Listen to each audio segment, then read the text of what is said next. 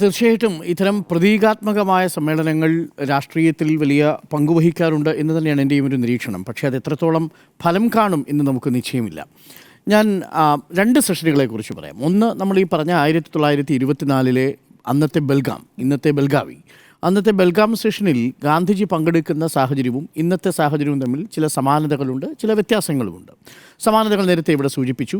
1924 September മുതൽ October മാസം വരെ ഗാന്ധിജി ഒരു നീണ്ട ഫാസ്റ്റിങ്ങിലായിരുന്നു. ആ ഫാസ്റ്റിംഗ് എന്ന് പറയുന്നത് ഹിന്ദു മുസ്ലിം സംഘടനത്തെ തുടർന്ന് രാജ്യത്ത് സമാധാനം നഷ്ടപ്പെടുന്ന ഒരു സാഹചര്യം. ആ ഹിന്ദു മുസ്ലിം മതമൈത്രിക്ക് വേണ്ടി ഗാന്ധിജി ഫാസ്റ്റിംഗ് കിടന്നതിന് ശേഷമാണ് പിന്നീട് ഇന്ത്യൻ നാഷണൽ കോൺഗ്രസിൻ്റെ പ്രസിഡന്റ് പദവിയിലേക്ക് വരുന്നത്. വളരെ കുറച്ചു കാലം മാത്രമേ ആ പദവിയിൽ അദ്ദേഹം ഇരുന്നിട്ടുള്ളൂ. ഒരു വർഷം പൂർണ്ണമായിട്ടും ഇരുന്നിട്ടുമില്ല. അദ്ദേഹം 1924 ഡിസംബർ മുതൽ 1925 ഏപ്രിൽ വരെയോ മറ്റുമാണ്. വളരെ കുറഞ്ഞ കാലമാണ്. ആ സമയത്താണ് ബൽഗാമിലെ സെഷൻ കൂടുന്നത്. ആ ബൽഗാം സെഷനിൽ ഗാന്ധിജി പങ്കെടുക്കുമ്പോൾ ഗാന്ധിജിയുടെ മുന്നിലുണ്ടായിരുന്ന പ്രധാനപ്പെട്ട വെല്ലുവിളികളിലൊന്ന്, എങ്ങനെയാണ് ഈ ഹിന്ദുമത മൈത്രിക്ക് വേണ്ടി എന്തെങ്കിലും ചെയ്യാനാവുക. രണ്ട്, തൻ്റെ പ്രധാനപ്പെട്ട രണ്ട് ആശയങ്ങൾ ഗാന്ധിജി വിശദീകരിക്കുന്നത് ഈ ബൽഗാം സെഷനിലാണ്.